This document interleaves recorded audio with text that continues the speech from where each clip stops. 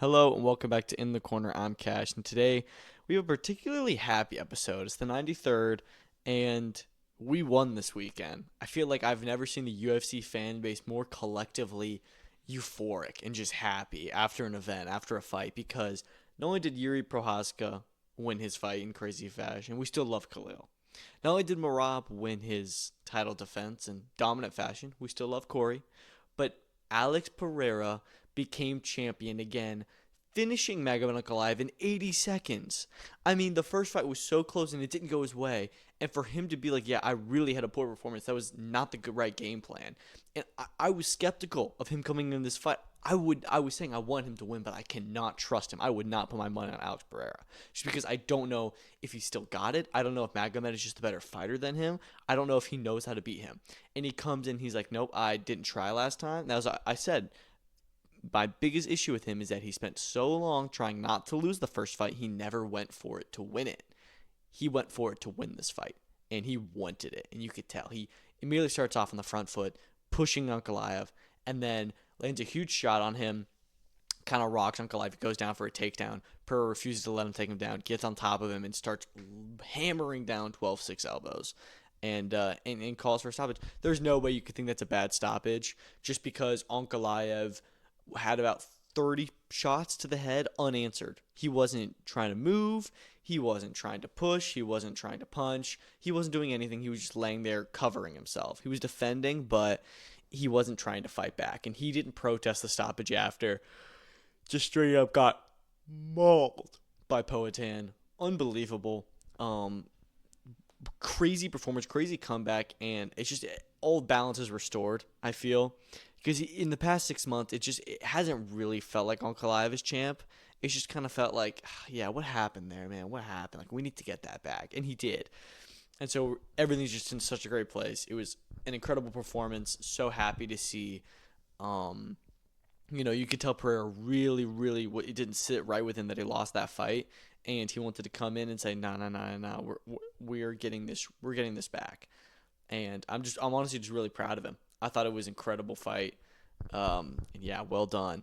Now, as for what's next for him, there's a lot of discussion for what could be next. Obviously, he could be defending his light heavyweight championship against Jiri Prochazka in a trilogy, or he could fight Carlos Ulberg, or he could move up to heavyweight. It seems like Pereira wants to move up to heavyweight and he wants to fight Jon Jones. And for me, I think that the move to heavyweight is what makes the most sense, just because Jiri deserves that title shot, but I don't want to see Alex KO Jiri for a third time. I feel like you have some times where a trilogy or a rematch makes sense. It doesn't make sense with Alex and Jiri. We do this every time where we think Jiri can maybe beat him, and then he just stands no chance. I don't want to see Jiri do that again. So I think Jiri versus Carlos Ulberg is a far more competitive fight than Alex against either, and I would love to see them fight for the vacant belt. I would love to see Alex go for a third weight class. Nobody's ever done that in the UFC. Nobody's ever been a 3-division champion. So I think it'd be crazy. I would love to see him fight Jon Jones. It's a super fight. Do that at the White House. I know it probably won't happen, but I would love to see that. I don't care. I really am down for Alex to move up to heavyweight. And if he stays at 205, I'm okay with him fighting our Ulberg, and I'm okay with him fighting Jiri. But I do really like the idea to move to heavyweight. And just speaking of Jiri, yeah, what an incredible win for him too. Easily down 2 rounds to Khalil Rountree, just getting kind of dominated and outclassed, honestly, at times. And then he just does what Jiri does, and he just unleashes on him. Khalil had kind of gassed himself out and didn't have a whole lot left because he was having so much success. Jiri was just kind of weathering the storm, and then unleashes and does his Jiri stuff and is just the master of chaos and finishes Khalil and knocks him out in brutal fashion. So that was crazy to see. Again, really, really happy to see that win for Jiri, but also devastated for Khalil. I think that Jiri does deserve a title shot, having finished Jamal Hill and Khalil Rountree 2 fights in a row. The only fights he's lost in recent memory are to Alex Pereira. So it does question, would you throw him in there with Pereira again? I think that if Pereira stays as champion, you're probably going to see him fight Ulberg. And then if, Ulberg if Pereira vacates, then you'll see Ulberg fight Jiri for it. But we'll just have to see. We'll just have to see who ends up getting that call up to fight for the crown. Co-main event, Merab Dvalishvili manhandling Cory Sandhagen. Rough first round. I wouldn't say rough, but definitely a close one that Cory, I'm pretty confident Cory took that round. And I was like, okay, Merab's got him a good opponent. But then again, you have to remember that Merab doesn't win every round. I think that he lost one of the rounds to Sean in their rematch. Maybe I'm crazy. He definitely lost the first round or two to Usman Nurmagomedov. And then here, he yeah, I mean, he just once the second round starts, second round maybe a 10-8, he almost finishes Cory with strikes, which is nobody saw that happening. He really rocked him, and then from that point on in the fight, he just kind of dominates him and does what he does. Just gives Cory no room to breathe and just straight up dominates him. And the question has become: is Merab the greatest bantamweight of all time? Is there anyone who can beat him? Who's going to be next? Petr Yan probably deserves the title shot most, but Merab has already dominated him. Like, do we really want to see that again? And then you have the fight between Umar Nurmagomedov and Mario Batista. That one, I feel like the winner could actually be bumped up to a title shot just because Umar did have the closest fight with Merab in recent years. So the rematch makes more sense with him than it does with Yan. And Mario Batista has not yet fought Merab. Even though I don't know if Mario Batista deserves a title shot off that run, he's a new face for Merab to fight. Merab could move up to 145. I would be down for that. You could also see Pantoja move up to 135 and challenge him. That'd be a great fight. It's just that Merab is so good. I don't know if anybody can really beat him. I really don't. He's just an absolute master, a unit. He says he wants to fight for a fourth time this year, which is a lot. It's a lot, and the UFC does not typically, go for that because they have only so many dates that they can put their title fights on. I'm guessing December we're going to see both Volk versus likely Laura Murphy and Pantoja versus Josh Van. So I don't know if there's room for Merab on that card. I'd love to see it. I'd love to see him break the record and defend his title 4 times in a year, but I don't think it'll happen. But just phenomenal performance from the still champion at 135 and the new champion at 205. Let's talk about the undercard more. Yusuf Zalal, first round submission. Pretty easy. A little bit anticlimactic. The crowd didn't really know what was happening. It was a verbal submission from Josh Emmett. He had him in an armbar. Just a really good win for Zalal. He was a former title challenger, and he finished him in like 2 minutes. Very impressive, but just not exciting. Just kind of confusing. But yeah, so good, well done to him. So he's going to move up the ranks pretty well after that and get a big fight. Joe Pyfer had a rough first round against Abus Magomedov. Thought he was going to lose that, and then submits him in the second. He's likely to get a ranking and is a pretty quickly rising middleweight with some good wins now. Ateba Gautier is a monster. Obviously, they gave him a much undermatched opponent, or overmatched, I should say. But I'm down to see him get into a big fight next because he is a bit of a unit and a bit of a problem. He's a monster. He just knocks out everyone in crazy fashion. And yeah, excited to see who they feed him to, or who they feed to him next. Also on the card, you have Daniel Santos, brilliant finish over Drew Sang Yu, I thought. Patchy Mix. Oh man, Patchy Mix is off to a really tough start in the UFC, losing to Jacob Viklax. I don't know if I'm saying that right. I thought it was a close fight. I think it was actually a fight that Patchy Mix may have deserved the decision in. I edged it to him.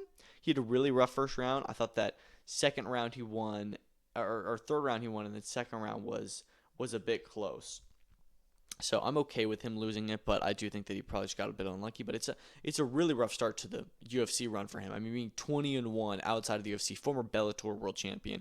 People were saying that this guy could go to the UFC and immediately fight for a title, and then for him to come here and be 0-2, this time against unranked opposition, it really doesn't look good. For his next fight, if the UFC even decides to keep him, they're gonna have to put him in with someone really low down their status quo and hope that he wins. But yeah, it's just been a very, very rough start, entrance to the promotion for him.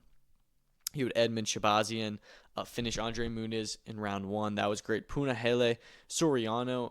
It was interesting. He 30-27 Nikolay Vorotennikov, but every round he would almost get finished in. He'd be so close to getting submitted. His face would be like purple, but then he would still win the complete round outside of that. So just really odd fight, and definitely needs to work on not getting into those submission situations. Yeah, but I thought that it was a really fun card overall, and yeah, looking forward to 321 in just a few weeks. 320 was probably one of the cards of the year. We do have to start talking about what is the card of the year. Was it 311? Was it 314? 319, 320, 318, 317. There's been a lot of great cards this year, but this one I definitely feel like should be up there just because of how the ending and how happy everyone was. That was not the only pay-per-view event we had on Saturday. BKFC 82, another just crazy night of BKFC. The prelims, sure, they went the distance, 2 decisions with lots of knockdowns. You're the first ever double knockdown in BKFC history with Givangilia versus Oliver. That was crazy. But then the main event, Mike Perry, after a tough first round, gets kind of rocked in round 1 against Jeremy Stephens. Wasn't expecting that. He just wears Stephens down, dominates him, breaks his will over the next 4 rounds, and gets a stoppage without 30, 40 seconds left in the fight. Really, really impressive stuff. And it just reminds you that Mike Perry is undoubtedly the king of bare knuckle. They get Dave Mundell in the ring afterwards to face them off. Obviously, everybody wants him to fight a true bare knuckle fighter, fight the champion. Dave Mundell is like the number 1 pound for pound guy at BKFC. So, and we got some fight news about him that we'll talk about, but I would love to see that one next. We know Conor McGregor is a potential fight for him in BKFC, with Conor McGregor wanting to fight bare knuckle at some point. But I thought it was a really good performance. And I also want to shout out that terrible refereeing job, because Jeremy Stephens must have taken about 6 knees in that fight.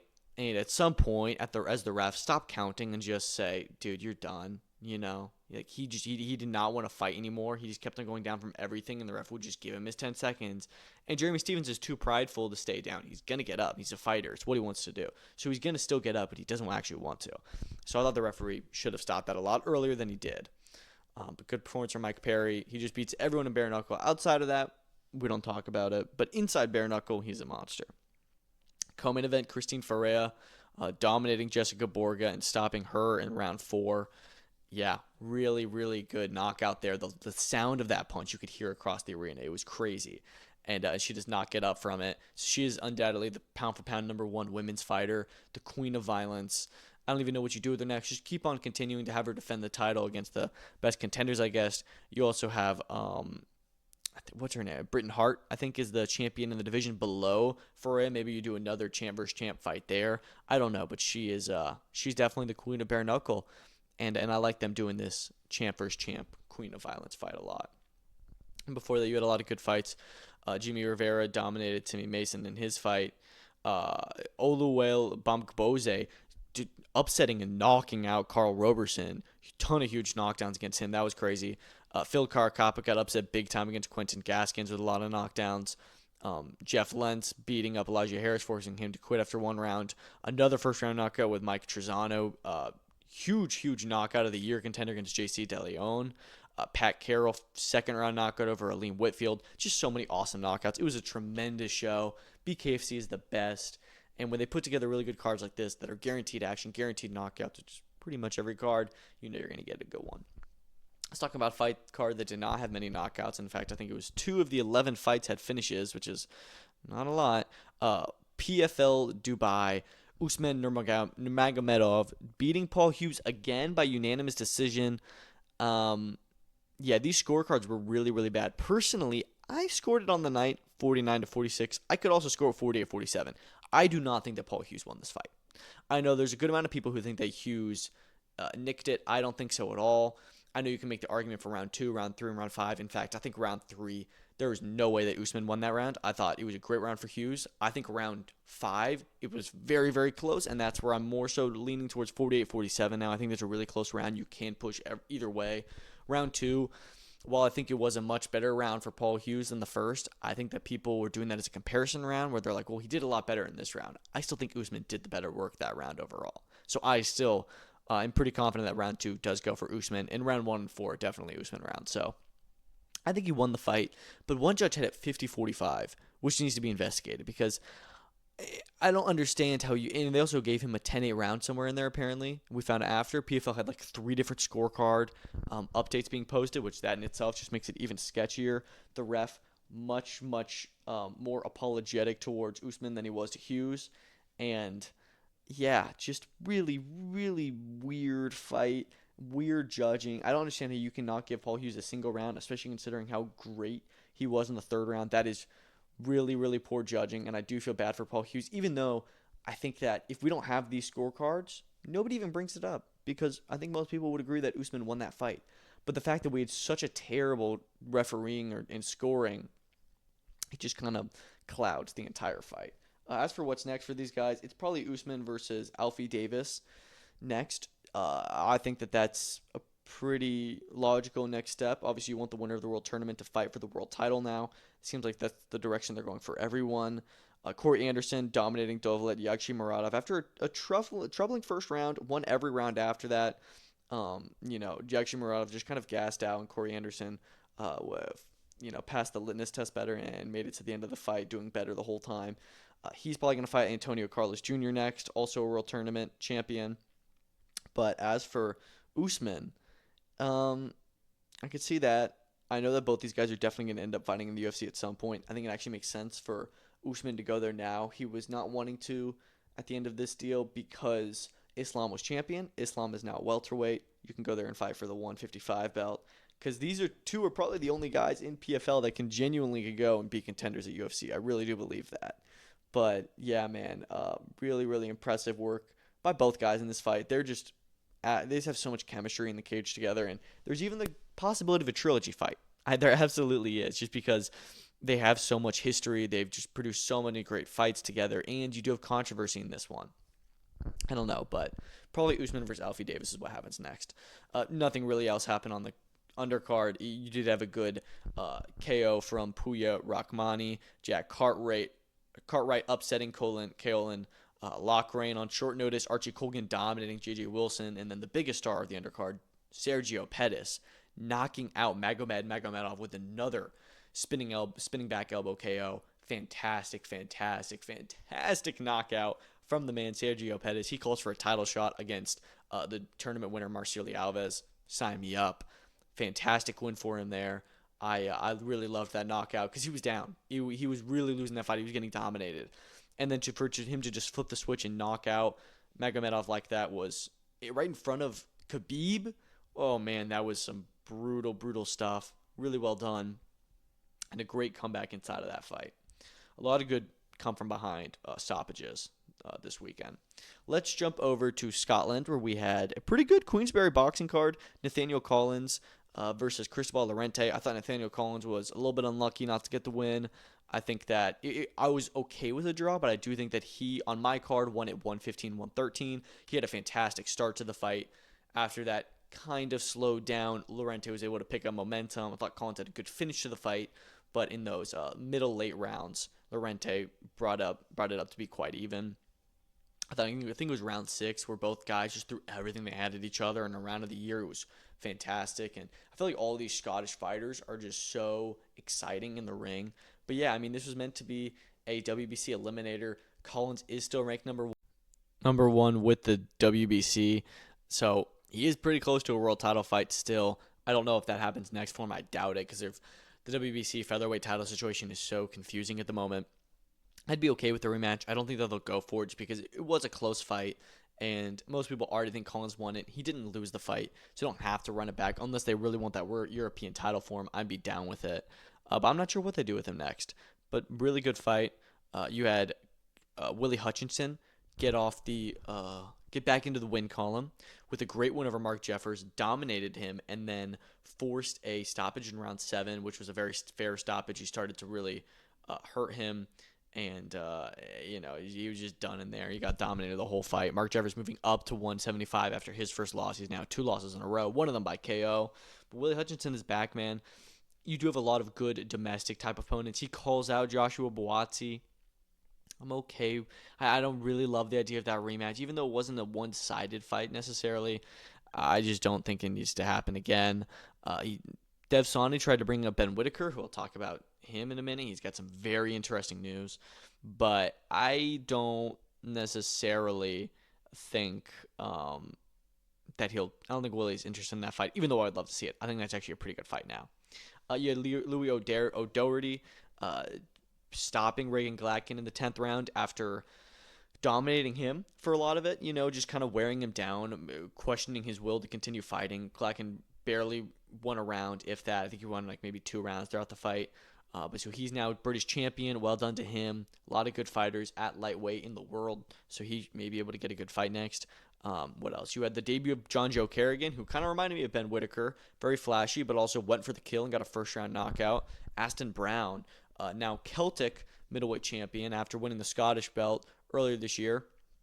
He finished Paul Keane in just the second round. Really, really impressive stuff. A lot of KOs on this card. I really enjoyed it. Marcus Sutherland as well. Fought an undefeated opponent and got a first-round knockout. So Queensberry's got a great stable of Scottish fighters. Sutherland coming up looks like a Scottish Nick Ball is what they're saying, and he absolutely fights like him. Reese Lynch as well. Guys like him getting wins on the undercard. Steve Collins Jr. upset by Javier Santana. Another fighter Javier Santana is upset. Interesting. Something to keep an eye on. And yeah, but so really good card over in Glasgow. I hope they do more events in Scotland because they do have a lot of really good fighters and they just always produce exciting fights. It's just one of those places. And then finally, the other boxing card we had this weekend was Umar Zambekov beating Artem Brusov in the second round as well. Big knockout for him. He's a really good, well-rising 175 pounder, and that's such a good weight class. He'll be in good fights, no doubt, if they actually, push him up to those big fights, because 360 does have a habit of kind of holding their guys in okay fights for a long time and not really pushing them into getting those big fights because they don't always want them to go on to other shows, but you need to do that. You also had Ken Sandoval getting a final round stoppage over Gino Rodrigo, a fight that he was certainly ahead on, but got a big knockout to close out the fight. You had Roxy Verduzco and Daniel Barrera both get wins, but wins that were a lot closer than I thought the scorecard suggested. I think that they both had 80-72 wins in there. Neither of them got 80-72s. I think I had them both winning like 77-75. It was very close fights, but, whatever. And then Jonathan Vasquez getting like a KO in like 1 minute. So, yeah, really, really good weekend of fights. I thought every card was quite enjoyable this weekend.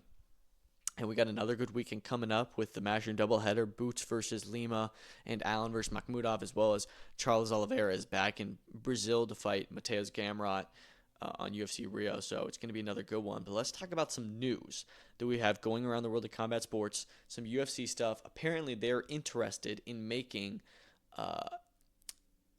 Ilia Topuria versus Justin Gaethje on a massive card to kickstart the 2026 Paramount deal in January. I have no surprise that they're wanting to put together a really big card to kick off the new deal. And I'm okay with Ilia versus Justin. I feel like I would have rather preferred Ilia versus Paddy or Arman just because I think that Justin lost one fight to Max Holloway, who was a featherweight at the time, and has had a win over short notice Rafael Gaziev since then, and hasn't really earned that title fight. The main reason he's getting is because this will be his retirement fight because he's going to lose to Ilia. So he's going to retire after that. And he said if he doesn't get the title fight next, he's going to retire. And they're like, well, we don't want him to retire, so let's just give him the title shot. Arman's going to have to re-earn his number one contendership against Dan Hooker, which Dana White did confirm is now a number one contender fight. So the winner of that will be in line for the belt. And Paddy the Baddy, even though it makes the storyline is there for him to fight Ilia, he probably isn't ready for the title just yet. So you've got a lot of stuff in the pipeline, but it seems like it's going to start the new deal, and I'm okay with it. So let's just see that get announced, and I think this just confirms that we're going to see Volk in December, which I'm very excited about. Donald Trump actually announced today that the White House fight card is set for his birthday, June 14th, which is a Sunday. So it's interesting. Obviously, UFC historically is always on Saturdays. Interesting they'll be switching to a Sunday, but if Trump wants it on a Sunday, they'll just be like, sure, it doesn't really matter. They're still going to get great numbers, and yeah, I'm just really curious to see what that looks like. I'm excited for it. I think as a country putting this on, it's a little bit silly, but as a UFC fan, it's kind of cool to see. Ben Whittaker, we alluded to it earlier this episode, has signed with Matchroom. Very, very shocking news, but it makes sense. Obviously, Eddie Hearn has said he would have loved to sign Ben Whittaker in the past. Ben Whittaker was with Boxer, who now on BBC does not really have a lot of shows for the next year, and they've got a lot of good fighters. And when you have somebody like Ben Whittaker, who you would love to put on BBC for a lot of people to see, you don't have the opponents to give to him. You don't have the infrastructure to let him fight a lot, and Matchroom will do a much better job at building him. So I'm not surprised at all that he jumped ship, and this is just a huge signing for Matchroom because Ben Whittaker could be the face of UK boxing in a few years. Like, he really is on that trajectory. He's already a superstar, so no surprise that they would want to sign him, and we'll probably see him fight on a Matchroom card this year. We know they're putting together a card in November, which I think may be in Birmingham, which is where Ben Whittaker's from. He's from that area, so I wouldn't be surprised at all if we see him on that card, headlining it. Another thing with Matchroom, they, of course, also announced yesterday their whole business, so Matchroom Sport, So also snooker and darts have signed a deal with Riyadh Season. Now I don't know if this means that Riyadh Season bought a stake in the company, because we know Turkey wants to do that, or if they're just sponsoring them a lot more across everything. But it's interesting because Riyadh Season did just announce a similar sponsorship or partnership with Boxer. So I don't know if they're just extending their sponsorships with them, because we know they already are, or if they're starting to get a much bigger piece of the pie with these promotions. I don't know what it means, but soon enough we'll start to be able to tell what's really happening here. And yeah, man, just a really, really interesting time for the sport of boxing. The IBF have ordered Raymond Murataya to officially defend his lightweight championship against Andy Cruz. Really, really good fight. I hope this one happens. We do know that Murataya is kind of wanting to avoid the Cruz fight somebody like Floyd Schofield, which that in itself is still a great fight. I would favor Cruz over Murataya, so I'm not surprised he doesn't want to fight him, but I hope that he still does end up fighting him, probably on a Matchroom card or even a Riyadh Season card, because Top Rank still has no TV deal, which is really bad. But yeah, I would love to see this fight at lightweight. I think it's great. Two big up-and-coming fighters fighting for the world title. This is what we need for the future of the division, and I love it.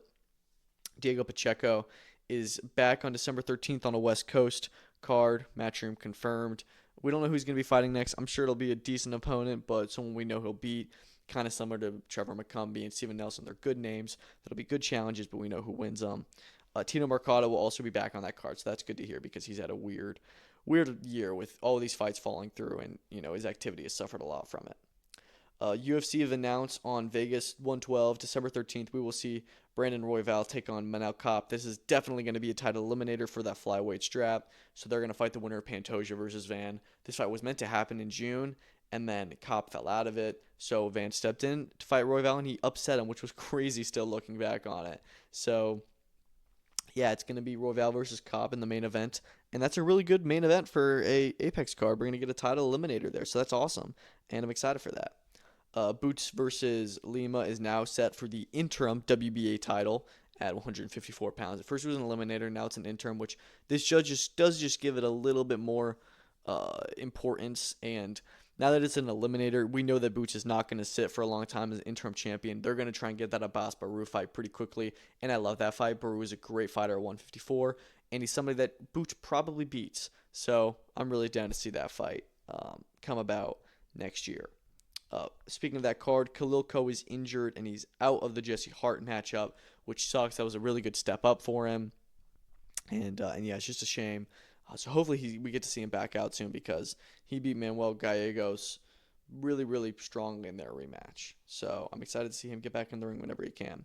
But like I said, we had BKFC 82 this weekend, and they made some really, really big announcements. So BKFC 84 will be November 15th, Palm Desert, California, with Josh Dyer versus Dave Mundell for the light heavyweight championship. This is an incredible fight. Champion versus champion. Mundell moving up to his second weight class. You'd probably have to favor him. This is Josh Dyer's first title defense, but I really love that they're making big, almost super fights now between champions, and it's just a really good fight. I'm excited for that.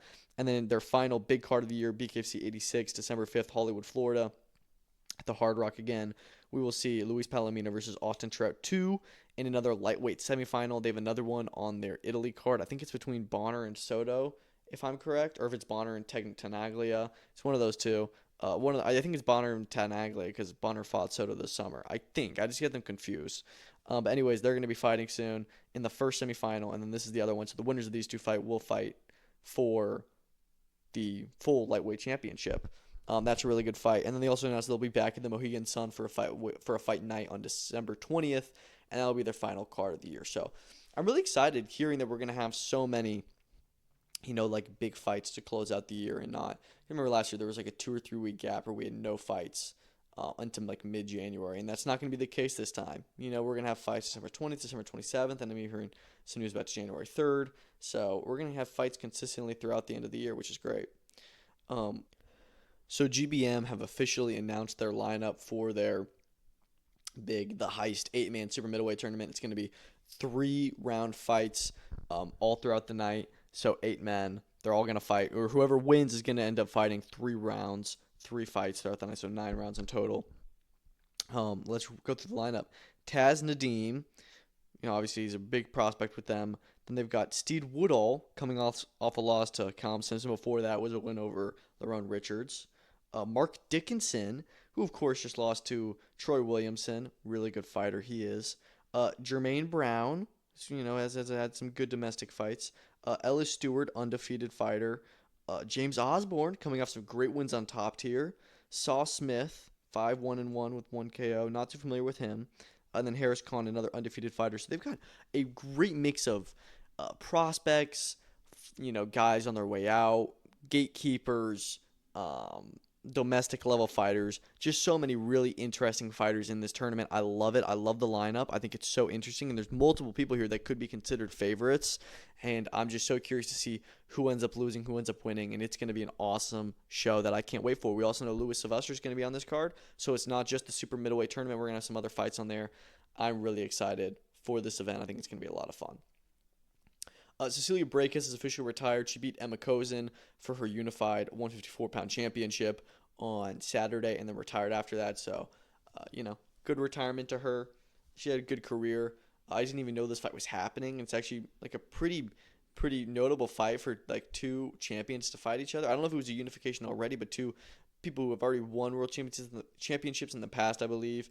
And yeah, so good retirement. Yeah, that's cool to hear that she's retiring on a win. She was like in her home country, get a win and then retire. That's always great, especially a world title fight. Justice Hooney is going to be rematching Kiki Toa Lutele, who's 12-2-2 on December 6th. We expected Justice Hooney was going to jump back a little bit back down in competition after losing to Fabio Wardley. Don't love the idea of him rematching someone he's already beaten, but it is what it is. Hopefully he just knocks him out pretty quickly, and then we're back onto bigger, real fights. Just because, I don't know. I know he's got to come back, but it's whatever. Tasman Fighters have also signed Jason Maloney, which I was shocked by because it's really like Opataya and Hooney and Connor Walsh are the only guys that aren't just straight up prospects that they have. They now also signed a former world champion, so I'm guessing he'll be back on this December 6th show. So it sounds like it actually will have a lot of good fighters. We also know Tara Moana will be on it, so I am looking forward to it, to seeing an Australian card with a lot more talent besides just Jai Opataya on there. So yeah, we'll just have to see who he fights, but really interesting signing, and I'm not sure how much left he has in his career, but I'm excited. Misfits have announced the signing of Dynamite David Lopez, another pro prospect they're bringing up. He'd been on OTX. I don't know if he's still signed with them because he hasn't fought in almost a year, but he definitely has had a role in that community already. He's been a lot of their events. He trains with some of the guys like Anthony Taylor, I know, so he'll fit in really well with him just being such a vibrant character. I'm excited to see that. But yeah, so he'll probably fight on their next card, which I'm sure they'll have another card this year. They just need to announce that whenever and whoever will be headlining it. And then lastly, GFL have announced that they're now going to be launching in 2026. Sure they are. Hey, like it's whatever. GFL was meant to have this huge launch in May, and everyone was really excited for it, really curious what it was going to look like, and then it all falls apart, and the event does not come to fruition at all.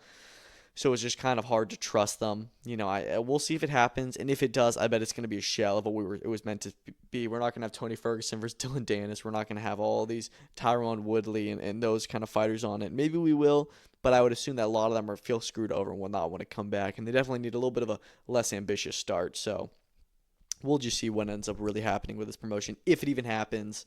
But I wouldn't trust it. I was always skeptical from the jump. And I'm going to stick by that sentiment. I don't know if it happens. But that's all I've got for today, y'all. Thank you so much for listening to today's episode. Going to do another episode probably on Thursday before the big weekend.